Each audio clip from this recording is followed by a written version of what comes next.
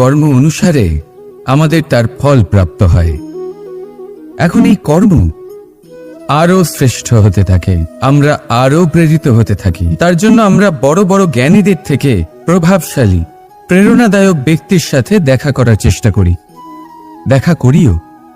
নিজের কর্মের বিষয়ে বিচার করি, আলোচনা করি, তাই তো?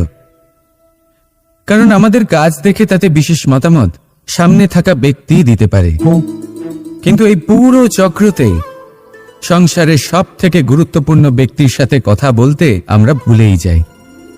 আপনি কি জানেন সংসারের সব থেকে গুরুত্বপূর্ণ ব্যক্তি কে? স্বয়ং আপনি। হ্যাঁ, আপনি সে। আপনি জীবিত আছেন, তাই এই সংসার জীবিত আছে। আপনি হলেন আপনার সমস্ত কর্মের কেন্দ্র। তাই এবার থেকে প্রতিদিন